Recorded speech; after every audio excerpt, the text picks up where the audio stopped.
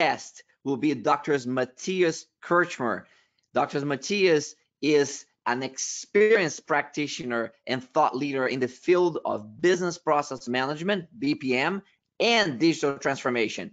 He co-founded BPMD, a consulting company focused on operational excellence, customer experience, and process innovation by leveraging the discipline of BPM.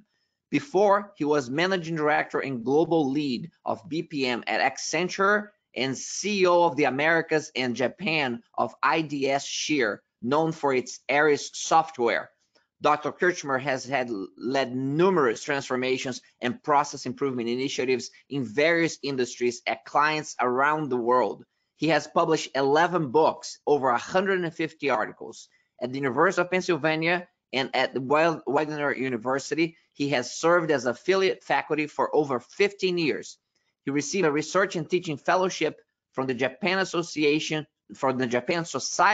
for the Promotion of Science. And I'm very, very excited to have a real global expert of digital transformation and with a full, deep understanding of business and cultural transformation. Dr. Mathias, it's a real pleasure and honor to have you with us. Our global audience is very excited to see your presentation and engage with a Q&A with you today. Thank you very much, Jose, for that kind introduction.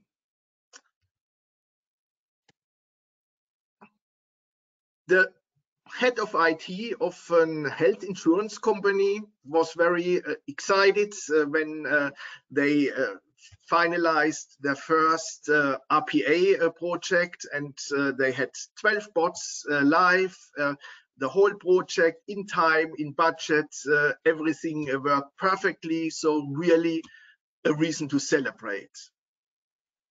However, the feedback from business was less excited. The responsible VP said, well, I understand we are live with those bots, but if I look here at my unit, the cost has not changed. I have still the same number of people here. The cycle time has not been reduced. So why did we do that whole digital transformation? It didn't help at all. That's surely an extreme situation, but it's a challenge that many companies face. It's less about showing that the technology works and getting the tools in the organization. It's about how can we make sure that we get the full value out of it and that we realize that value fast and at minimal risk. And that's what today's session is about. We'll talk briefly about that relation between process and digitalization, go then through an example how we can realize value through digital transformation, and discuss at the end briefly how to sustain that achieved value.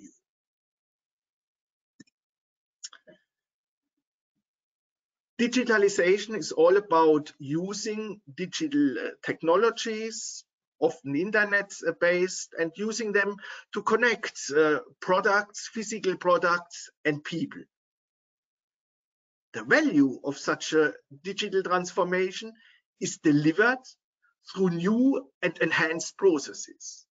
If you just put the technology in there, it doesn't change anything at all. Only if you change the way how you work and improve that, and you do it in a way that you meet your goals, only then the digital transformation delivers real value. And that's why it's kind of concerning that industry research has shown that only about 1% of organizations have their processes enough under control that they realize the full potential of their digital technologies.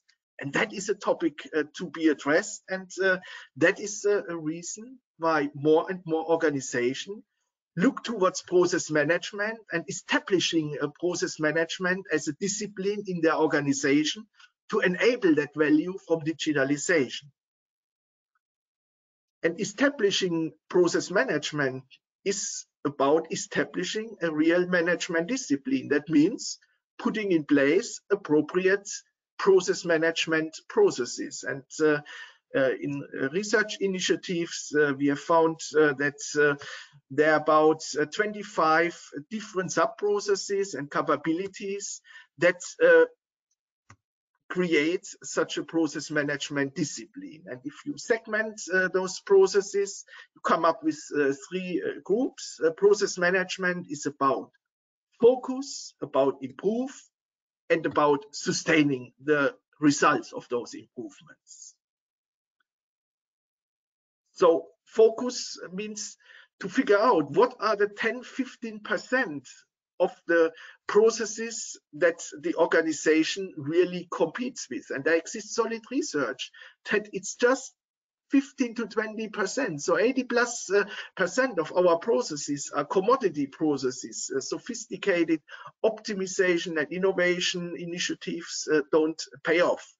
Process management helps to focus on what matters most. Improve does not mean just now to use the same approach and tool everywhere in the organization, running around and figuring out where can I use my RPA or where can I use my Lean Six Sigma.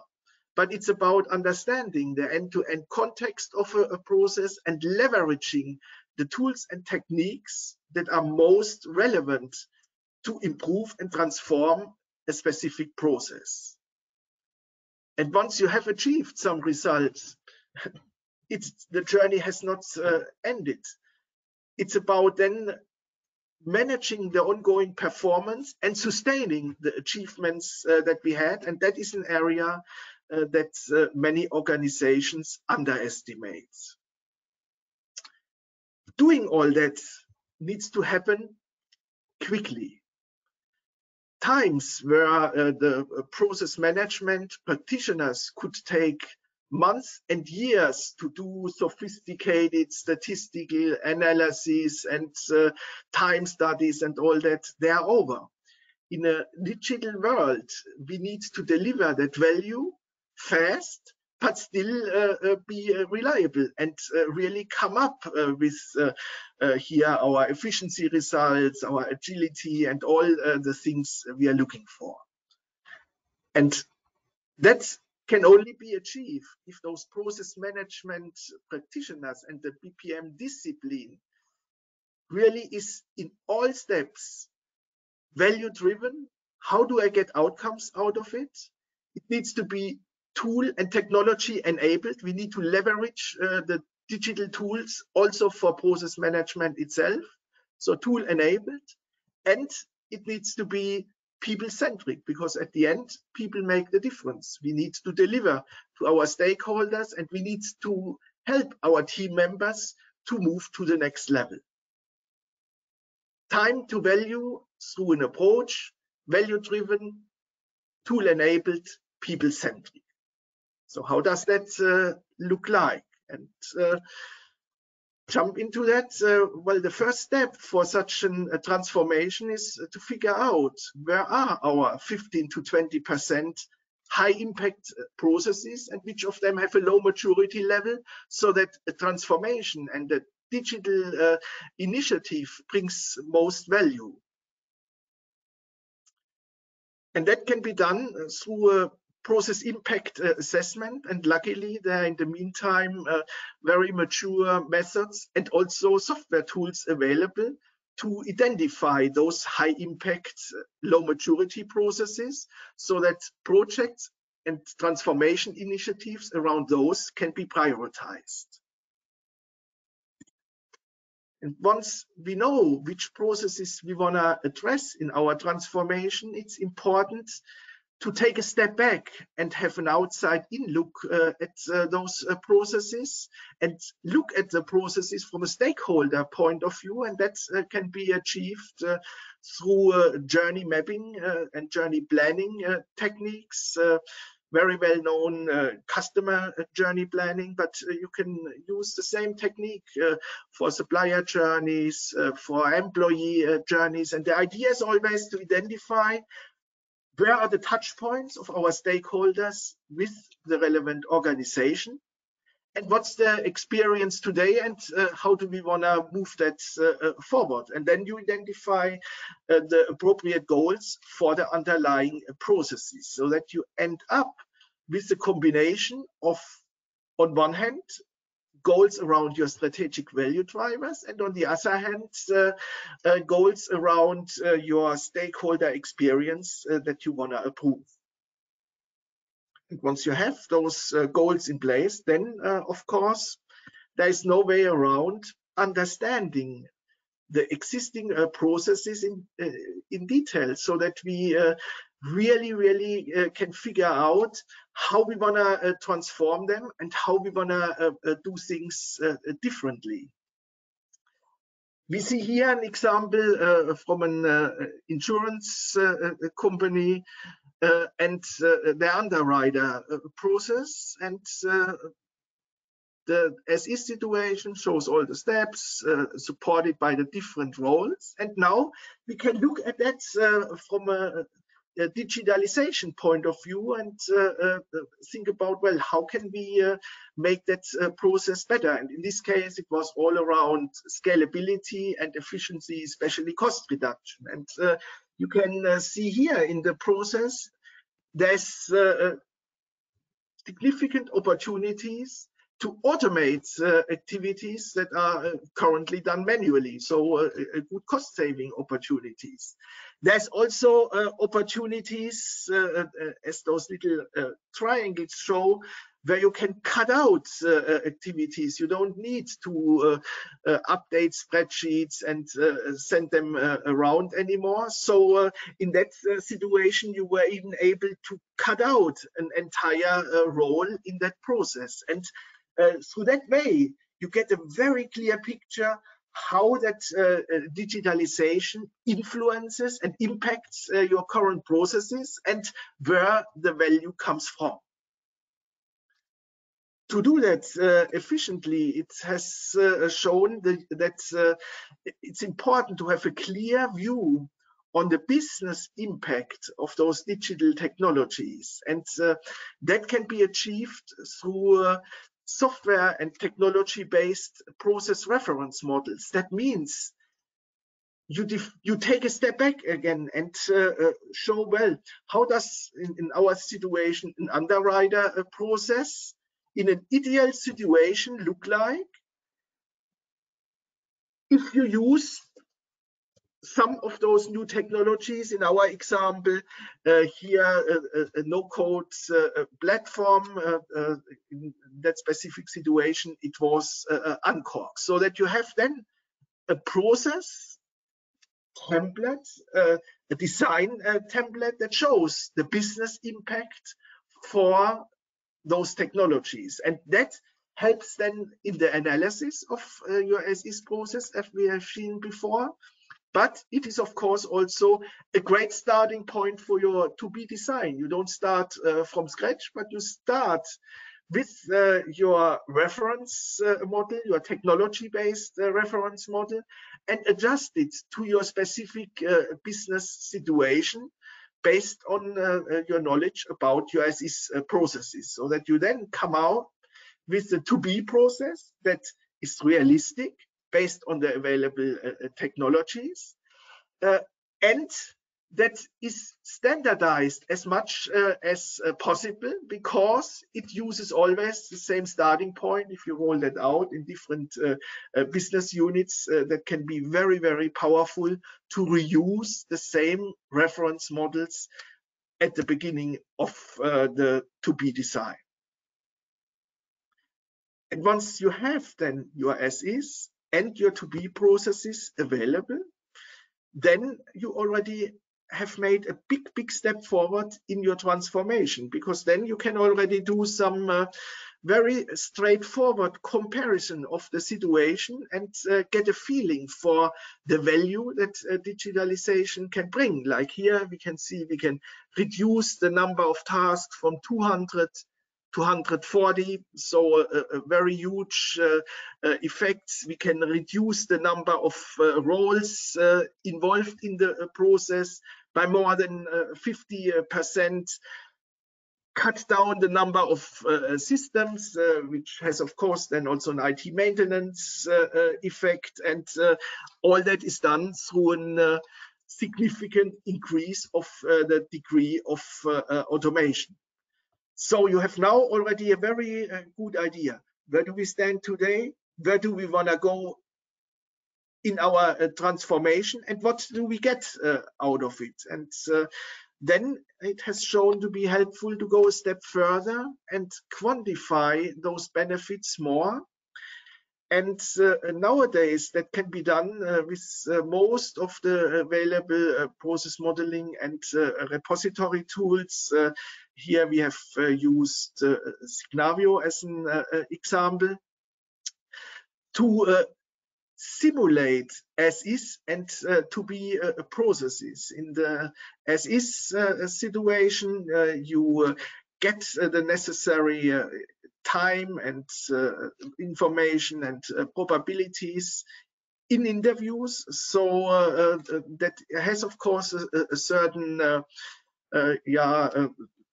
inaccuracy, but experience has shown that it's sufficient what you get in those interviews, so you can right away include that information in your process models. For the to-be, you can get that information through system logs, very straightforward, so that you then can really show what will be the business impact of that transformation. In our situation here, we could show that we can reduce the process cost by almost half, that we can reduce the administrative effort by over 80%, and that this leads to a scalability effect of factor 9. So a very, very solid value and business case behind it, based on information validated by business and IT. So we have also a business and IT alignment. And those process models can then be used to drive, on one hand, the configuration of our software, and it's in general in such a transformation a combination of different technologies like RPA, like an integration platform, like a workflow engine, OCR components, you name it. All of that can be aligned and driven through your to-be processes. And the difference of the as-is and to-be processes helps you in the change management, because you can then explain people where are new activities, where are different activities. You get appropriate lists as reports out of such modeling and repository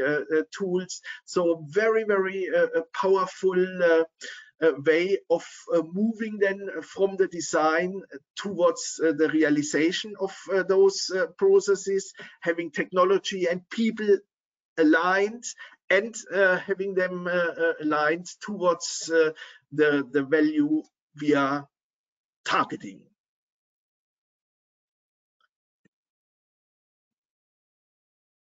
Once we have realized that value, or the first wave of that value, the journey is not over, as I mentioned before, but now it's about keep on driving and managing the performance of the process, and that means to have the appropriate governance around the transformed process. And having the right governance is, of course, about having the appropriate roles in place, like process owners that oversee the end-to-end process stewards that manage the realization here in that example in the different business groups, process sponsors that can jump in when there are conflicts between functional and process leads, and of course the process management organization that supports and organizes that governance organization.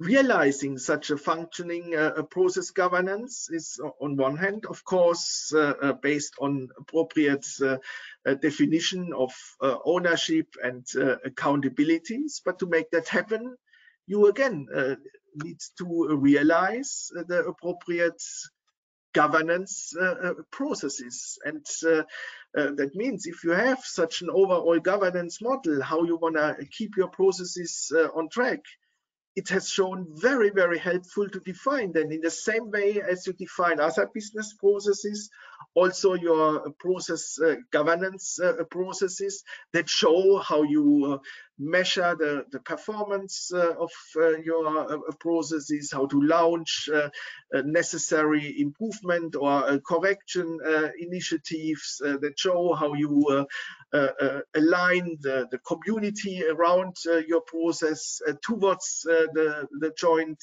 goals. All that needs to be defined so that it gets executed appropriately.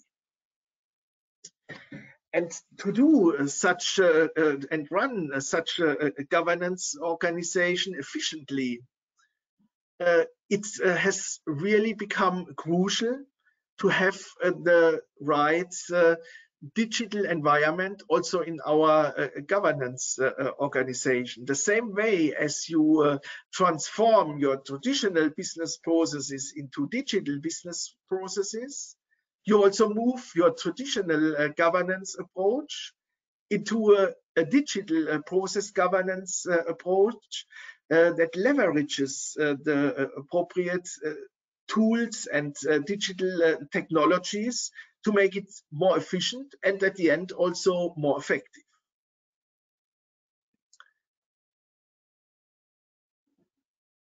A simple architecture of such an tool support, often functioning process governance organization is shown here.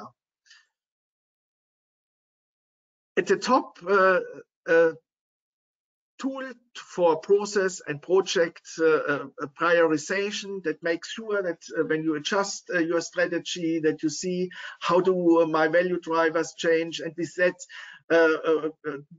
what are the most important processes, where are my high impact processes shifting, and if you have to move, for example, from a growth mode to a cost cutting and efficiency mode, what many companies had to do last year, then you need here dynamic scenarios that you see, okay, we may now move to the next high impact processes and shift our transformation focus accordingly. So to check those priorities 2 or 3 times a year, very, very important.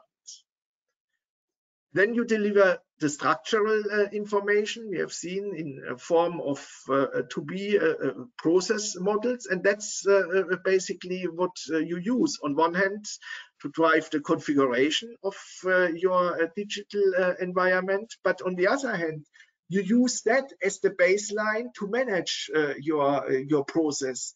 This is what you wanna work towards and what you trust in to realize your goals. However, the structural information that we have here in our repository needs to be complemented through a more dynamic information about how we execute our process. So about conformance and performance information. Conformance information means, well, do we really do what we have designed? Do we work in the way we have agreed upon? Is it this? Or do we do lots of steps that we haven't thought of? And then we need to define, well, is that something we can stop? Or do we have to adjust the design? That is a very important governance topic to make sure that we have a consistency between our structural information, our process design, and our process instances, what we really do in our organization.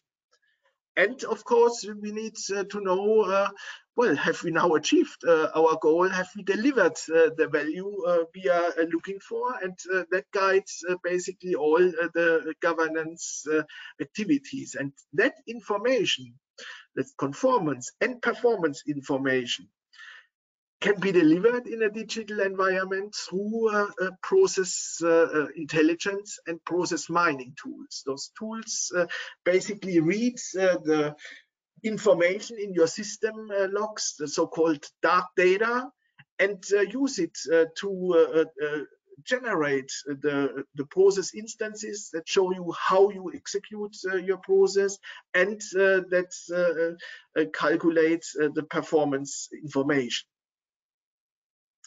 I'm often asked, well, that's process mining. Why do you position that here as a main component in the governance and not in the same way in your as-is analysis? We could get that information much faster. Well, the reason therefore is very simple. That's a mining approach I just described works well if you have a process with a high degree of digitalization and automation, because then you can collect the necessary conformance and performance data. If you have a process with big parts executed manually, or just with some simple office application, the information is often not granular enough. So if you have in your SE situation already a well automated process, you have your ERP system running, then of course let's move ahead and use also process mining to get information about the as-is process at the beginning of the initiative. But experience has shown you always need some of the more traditional analysis around it.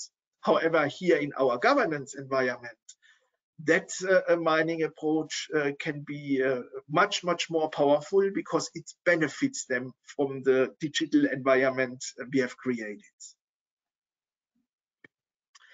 And that environment I just shown is also then the technical infrastructure behind your process management discipline, and make sure that you can address and leverage it again in every new transformation initiative, in every new digital initiative that you launch into your organization. So while going through the transformation and ensuring the sustainability of your results, you basically build as a side effect a BPM discipline that you keep on using over time. And with that, we are at the end of that short discussion. I know every topic I mentioned would almost deserve such a discussion by itself. So I couldn't go into the detail, but hope to have given you at least an overview how such BPM discipline can help to make digitalization initiatives reliable and rapid. And there are 5 key takeaways. We have to be aware of the fact that the value of every digital initiative is delivered through new and enhanced processes. So we need to have our processes under control to be successful with our digital transformation. To be successful, it doesn't make sense to boil the ocean. We need to focus on what matters most, and identify high impact, low maturity processes that we address first and with most effort in our digitalization. We transform then our processes in a pragmatic way that needs to be value driven, tool enabled, people centric. We discussed that a bit more in detail. And once you have transformed your process, the journey goes on. You keep on managing and governing your processes. And there you can again leverage digital tools and the digital environment to make sure that you keep your processes on track in an efficient, cost and time efficient way. And all of that together helps you to establish a BPM discipline that you can build in your first digital initiative and then leverage in an ongoing way for future projects. Thank you very much. And we have now time for a few questions. Dr. Mathias, fantastic. Thank you for your presentation. And for the audience, I already have a number of questions here. Please take advantage of having Dr. Mathias with us. Ask the questions that are most meaningful for your context, regardless of where you are, where you operate in the industry, non-profits. I can guarantee you Dr. Mathias has experience in your area because he has covered all of it throughout his career. So, Dr. Mathias, the first question I'm going to ask while waiting for further questions from the audience is related to the fact that digital transformations have accelerated, and so have the failure rates associated with digital transformations. And you certainly talked about, you know, the process-based model for digital transformation. And for those who have experience, they look at it and they say, well, that makes sense. That's common sense, which is the least common of the sense in large organizations. So the question is, why do you think that people keep insisting on doing digital transformations without truly understanding the baseline processes that they have end to end? These are not stupid people. These are smart people. Why do you think organizations keep falling into this trap?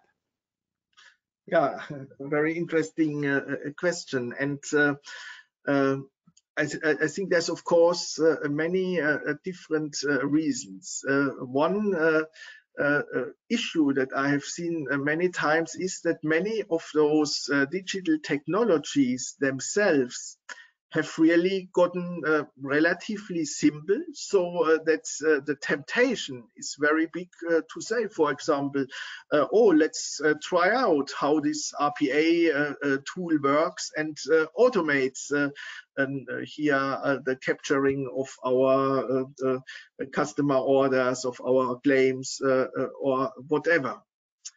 But if you and that trend to do things quickly and just try it out is of course heavily pushed by vendors. However, if you do that just by selecting different functions where that could work, then you may have some little effects in one or the other area, but you may create lots of issues downstream, and you may not get the effects out of it that really make a difference for your organization. I talked here at one of the BTOES events with the head of a big financial organization who said, well, her predecessor had pushed over 1,000 bots into an organization in 1 year. And everybody was proud about that achievement. And another year later, they stopped that whole use of any of their RPA bots because it had created a chaos. They had underestimated that eliminating one bottleneck created many bottlenecks downstream, and they were not prepared for that, had lots of issues. They had underestimated that many processes changed much more often than they thought, and they didn't put something in place like a hybrid workforce management to keep that up to date. So they didn't understand their end-to-end process context. And that understanding that you need to understand what is going on, and you need to have that context before putting technologies in, that is often not developed enough in organization, and that leads then to big issues as described. Those are great perspectives, and as you said, you know, the end-to-end process understanding often is also made more complex by the fact that now people have to jump from their area to other areas of the process and influence other people in the full process, and that influencing and change management becomes hard, and then people just kind of give up and say, I'm just going to focus on this little piece that I'm doing here and I'm going to automate it, to your point, often to the detriment of the overall flow of the process, creating local optimizations or even sometimes bottlenecks as a result of that, unintentionally, of course. So those are very great insights. Thanks for sharing that. I have a question just, here from so one additional aspect, sorry for interrupting, it just comes in my mind. What is also often underestimated and brings quite a few issues is the flexibility of those new technologies. Like if you have your no-code platform in there, or your powerful workflow engine, that sounds so great. Oh, now we are completely agile and we can do whatever we need. But the software doesn't do that by itself. And if you just implement it and leave it as is, you don't have any agility at all. That flexibility that your software brings needs to be managed and needs to be governed appropriately. And if you don't have that governance in place, again, you run into lots of issues. And that again is that point where people are all excited and, oh, we get now agile, and at the end they only create tons of issues because they don't organize that agility of their software. That's another point to throw in here. That is an excellent point. As a matter of fact, recently we had the transformation leader for the U.S. Air Force, and he had a great quote on that there were a lot of these applications of technology, and his comment was that technology is great when it enables the right process end to end, but also technology can make stupid happen at the speed of light. And there are a lot of things like that happening that were this sub-optimizations you're talking about, agile optimizations that were not the right ones. So the next question that I have comes from, there are a number of new questions that move my screen here. Hold on. So the next question is that I want to focus on comes from Henk Westerink. I think Henk is in the Netherlands, and he's asking to back up a little bit and just try to understand a little bit better how you're defining process maturity. If you're using kind of the standardized kind of IT process maturity levels, but basically the question is how you're defining process maturity and measurement in your approach. Yeah, a very good and very tricky question. I think if you look at the process, there's two dimensions you look at. On one hand, it's the impact of a process. So how important it is for my value drivers. And the value drivers describe basically the key things you have to achieve to make your strategy happen. There exists a whole approach to come up with those value drivers. So how important is it to realize my value drivers? That determines the impact. And second, how well are we doing in that process compared to our own industry, or compared to the best practice in this specific functional area? Are we in average? Are we better? Are we worse? And if we have a high impact process where we are doing worse than the industry average, that I would call a high impact, low maturity process. However, I know, of course, there exist very sophisticated maturity models with 10 different levels, and you can. I went during my career through projects where we took 6-8 months just to determine the exact maturity level based on KPIs and all kind of benchmarking. And I think that is not worth it. People who are involved in that process, they can very roughly estimate: are we in a basic performance, so we get it done, but do it in a horrible way? Are we already slightly advanced, have first tools in place and our processes defined? Are we already in a performing level? That means we have our processes and tools optimized, or are we already emerging, have techniques and approaches in a place that are far above what the average company does? So if you have such a very rough estimation of your maturity levels, you can get that information through the stakeholders of your process, and that is enough to set those initial priorities. And you can even then have in larger organizations a larger number of stakeholders included, and have a little survey. Such prioritization tools offer that visit, so that you can very quickly get a good picture about where the areas are where you are not on the level you should be.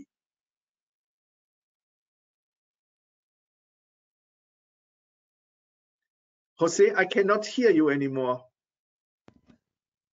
Yeah, I had my yeah, microphone turned off. Okay. That doesn't help. Dr. Mathias, Brian Durr is asking, the BPMD model slide that you showed, are you linking customer strategy to specific processes? And in your experience, how often do companies do that, linking customer strategy to specific processes? Yeah, that is another great question. I think a big weakness in many companies is that they have, on one hand, groups of people who work on the customer journey and identify those touch points and different experiences. And then there's another group of people who works on processes, but they're not very well integrated. And that's why I very much like to use the term integrated customer journey. That means that you identify for each touch point of the client the underlying processes that basically influence that touch point. And if you then define a new and different experience, then you deduct out of that the appropriate process goals for these underlying processes. And that aligns then the process improvement and transformation work and your customer experience initiative. And while that all sounds very straightforward, that is something that I have not seen very often in practice, at least not yet. But again, if I look at developments on the digital side, this newer here repository and modeling tools, they have more and more interesting functionality to link those customer journeys and underlying processes, so that it's easier to manage to work on such integrated customer journey planning. And I'm very convinced that this will play an important role in the years to come. Very well, very well. And we have one final question we have time for here. This coming from Susan Berchamp. And Susan is asking your use of value stream mapping as a technique to develop end-to-end process understanding. Is value stream mapping a technique that you prescribe to, that you use on identifying end-to-end processes, or you have different approaches for that? Yeah, to describe end-to-end processes, we normally do that on two levels. On a very high level, level 1 or level 2, just through a simple lining up of functions, and that's normally referred to as value chain diagrams. In the next level, to understand the details, we strongly recommend to use a more formal approach. And the industry standard has clearly moved towards BPMN, business process modeling and notation.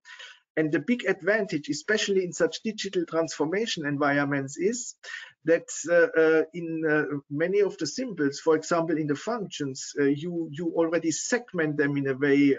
How is it now fully automated? Is it an email function? Is it an interactive activity? So you get a very good idea where we stand today regarding our digitalization and where do we want to go in the future. That's facilitated through that technique. So clearly recommend move away from this less formalized value streams to a very formal BPMN modeling. Having said that, it's very, very key to not get lost then in that, because BPMN, as some of you may know, has over 250 different symbols. And if you try to use all that in a business environment, as I described it, there's a high risk to get lost. So to select the right subset that delivers what I explained before for your transformation, that is an important point. And if you do that and have the right modeling standards and guidelines in place, then this is the way to go, and I really recommend to look into that.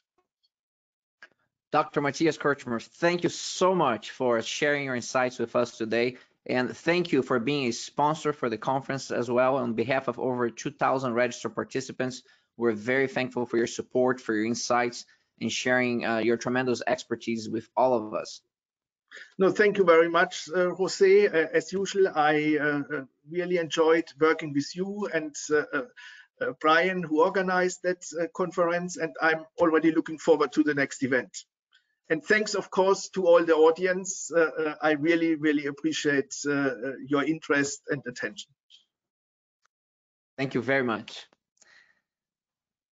Ladies and gentlemen, that was Dr. Mathias Kirchmer from BPMD, and a deep dive into the process side of the digital transformation and how critical it is for successful digital transformations. We're going to wrap up the session now. I want to remind all of you that you can go look under LinkedIn under Jose Perez, which is my name, and you can see the posting related to the conference. You can ask questions, you can interact, share, make comments, and we'll be providing some updates later on today or tomorrow through that link as well. Coming up next at the top of the hour, we're going to have the Linda Warzenacki with us, and Linda is a leader in the major league areas of sports, and she's going to talk to us about digital transformation in those settings.